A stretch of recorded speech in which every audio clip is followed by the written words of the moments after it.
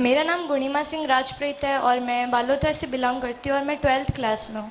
मेरा आपसे दो सवाल हैं। सबसे पहला सवाल ये है कि पढ़ाई के अलावा, यस सर, गणपत जी सर से मेरा सवाल है कि पढ़ाई के अलावा कोई ऐसी स्किल है जो आनी मतलब नेसेसरी है अपन को? मतलब मैं सवाल समझा नहीं। पढ़ाई के अलावा? पढ़ाई के अलावा कुछ ऐसी चीज़ है, मतलब आप ऊंचे पद पे पहुंच जाओ तो वो चीज़ आपको आनी ज़रूरी है? देखो, पढ़ाई अपने को सब कुछ दे देती है। जैसे आप अच्छे पढ़ लिए तो आप कोई बोल रहा है तो उनको समझ भी पाओगे, आप एक अच्छे वक्ता भी बन जाते हैं, आप अच्छे लेखक बन जाते हैं, आप अच्छे नीति निर्माता भी बन सकते हैं, आप अच्छे विचार पैदा कर सकते हैं। पढ़ाई के ये सारे बाई प्रोडक्ट हैं। मतलब अगर कोई एक विद्यार्थी अच्छा पढ़ लेता है तो ऑलमोस्ट सारी चीजें उसको बाई प्रोडक्ट के रूप में स्वतः ही मिल जाती है, और वो प्रोडक्ट बाई प्रोडक्ट के रूप में जो चीजें मिलती है वही उसको पहचान दिलाती है। जैसे मैं हूं, मैंने पढ़ाई कर ली, अब मैं पहले कभी जिंदगी में मंच पे नहीं आया, मुझे बोलना ही नहीं आता था, आज मैं अच्छे से आके अपनी बात कन्वे कर पा रहा हूं आप तक, तो ये चीज मुझे पढ़ाई से स्वतः ही मिल गई। आज अगर मैं मेरी जर्नी कहीं बता रहा हूं तो ये बात बताने का अनुभव और बताने के तरीके ये पढ़ाई से प्राप्त हुए, और यही मुझे पहचान दिलाते हैं। तो पढ़ाई अपने आप में अगर आप ढंग से करते हैं तो कई सारे बाई प्रोडक्ट स्वतः ही मिल जाते हैं, अलग से कुछ करने की जरूरत पड़ती नहीं है। हाँ, अगर आपकी कोई हॉबी है, कोई स्किल है आपकी, तो उसको साथ में आपको घंटा भर टाइम देना चाहिए, जिससे कि आपको आपका मन लगा रहता है। दूसरा सवाल मेरा ये है, जैसा कि आपने कहा कि ये जेनजी जनरेशन बहुत मैच्योर है और ये सही भी बात है, क्योंकि हम उन सब चीज़ों को अब समझ रहे हैं। जैसे कि अभी नीट का एग्ज़ाम हुआ तो वो रद्द हो गया, तो उसमें काफ़ी बच्चे ऐसे थे जो सेंटर पे नहीं पहुंच पाए, मगर उसमें से काफ़ी बच्चे ऐसे भी थे जिनकी तैयारी बहुत अच्छी थी और उनका जो साल भर बर्बाद हुआ है।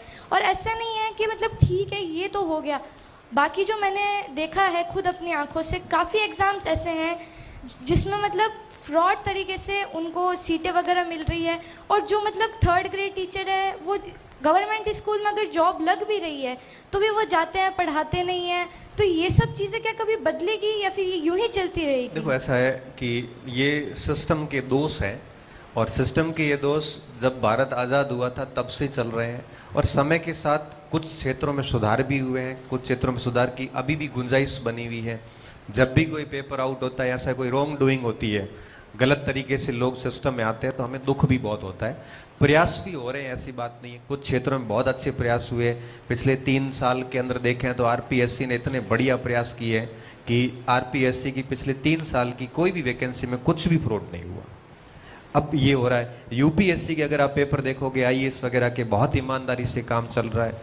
जहां कहीं कुछ हो रहा है तो उसके ऊपर कंटिन्यूसली काम चल रहा है। तो एक विद्यार्थी होने के नाते हमें सिर्फ अपने कर्म पे बल देना चाहिए, क्योंकि अपन उन चीजों को सुधार नहीं सकते।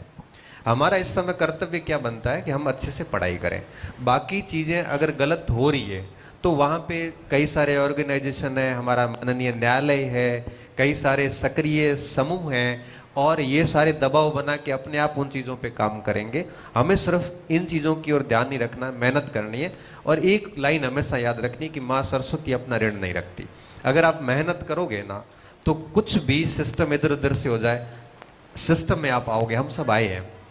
अब अगर हम दोस्त दें कि नहीं प्रोफेसर के इंटरव्यू में फर्जीवाड़ा हुआ, हम कहें कि आरएस के इंटरव्यू में हुआ, अगर ये होता तो ये जितेंद्र जी, भूमिका जी, अभी अपने सूरज जी है, मैं हूँ, हम सब, और साथी कन्या जी वगैरह, आप देखो किनके पास में 20-20 लाख रुपए पड़े थे। हम सब आए हैं। ईमानदारी, ईमानदारी आज भी जिंदा है। आप वो देखिए, जब हम पढ़ते हैं ना साइंस के अंदर कि पानी के अंदर जब बर्फ को डालते हैं तो आइस टिप 10% दिखता, 90% नहीं दिखता। तो 90% लोग ठीक भी आते हैं, कोई 5-7% हो रहा है तो उस पर काम भी हो रहा है। तो हमें हमारे मन को ऐसे राजी करना है कि जैसे हम जितना जिस लेवल का पढ़ेंगे उस लेवल की एक न एक दिन हम उस लेवल पे चले जाएंगे। तो मन को थोड़ा पॉजिटिव रखना। अगर आप इन चीज़ों के बारे में नेगेटिव सोचने लग गए ना तो आप पढ़ नहीं पाओगे, फिर आपको लगेगा कि जीवन में सब भ्रष्ट है, आपको मैं भी भ्रष्ट लगने लग जाऊंगा। नहीं नहीं बेटा, ऐसा नहीं। सच में अगर आप नेगेटिव होते हैं ना तो आपको सब नेगेटिव नजर आते हैं कि यार सब ही बिके हुए हैं। ऐसा नहीं, अभी भी है ना, देश में अच्छे लोग भी हैं, गलत भी है, हमारी बॉडी में भी, हमारे शरीर में राक्षस भी है और देवता भी है। आप कौन सा रूप बाहर निकालते हैं? आप अगर राक्षसी रूप बाहर निकालते हैं तो वही व्यक्ति बलात्कारी हो जाता है। अगर वो देवता रूप बाहर निकालता है तो वही व्यक्ति किसी की जान बचाने के लिए खुद की जान भी दे देता है। व्यक्ति वही है, एक चित्रकार की मैं एक बात बताऊं, एक चित्रकार था जो चित्र बनाना उसको बड़े पसंद थे।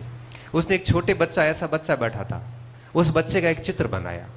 पूछा इसका क्यों बनाया, तो कि मैं एक ऐसे निर्मल मन को उतारना चाहता हूं जिसके मन में कोई पाप नहीं है, जिसको नहीं पता कि दुनियादारी क्या होती है, जिसको समाज, जाति, धर्म, लिंग किसी भी प्रकार की कोई जानकारी नहीं।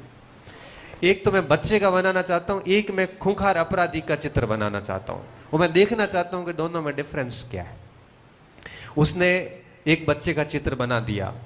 सालों तक वो चित्र बनाता रहा, बनाते बनाते 10-15 साल, 18 साल बाद उसको एक सेंट्रल जेल में जाने का मौका मिला और पूछा कि सबसे खतरनाक कोई अपराधी कौन सा है, उसका भी चित्र बनाना है। उसने उस खतरनाक अपराधी का भी चित्र बनाया।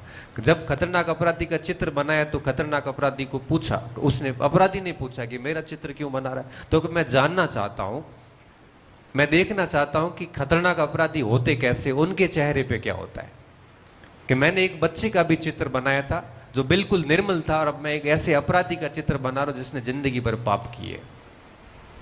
तब वो अपराधी कहता है वो छोटा बच्चा मैं ही था, वो छोटा बच्चा मैं ही था, और बाद में मेरी राहें ऐसी हुई कि मैं अपराध की जिंदगी में आ गया, आज मैं यहां बैठा हूं। तो जब वो छोटा था तो उसके अंदर ईश्वर था। जैसे जैसे बड़ा हुआ उसने अपने अंदर के राक्षसी रूप को बाहर निकालना शुरू किया, उसके वही हार्मोन एक्टिव हुए, और देखते देखते वो दैत्य रूप बन गया। जब हम हमारे शास्त्रों में पढ़ते हैं ना कि राक्षसों और देवताओं का युद्ध होता था, ये असली बात नहीं है, ये केवल एक आपको समझाने का तरीका है। राक्षस का मतलब जिसमें बहुत दुर्गुण हो, जिसने मानवता को लॉस किया, वो राक्षस कहलाते थे। सच में राक्षस नहीं थे अस्तित्व में।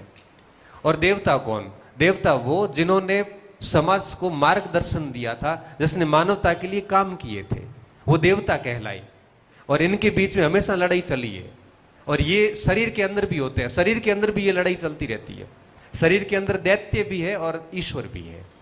तो सिस्टम में भी इसी तरह से अच्छे बुरे सब होते हैं। हमें हमेशा अच्छा सोच के चलना चाहिए, हमारी एनर्जी पॉजिटिव वर्क करती है। Thank you sir. ये बच्ची सोच रही होगी मैंने इतना पूछा नहीं था, इतना ज्ञान दे दिया, आज बहुत हो गया सर है।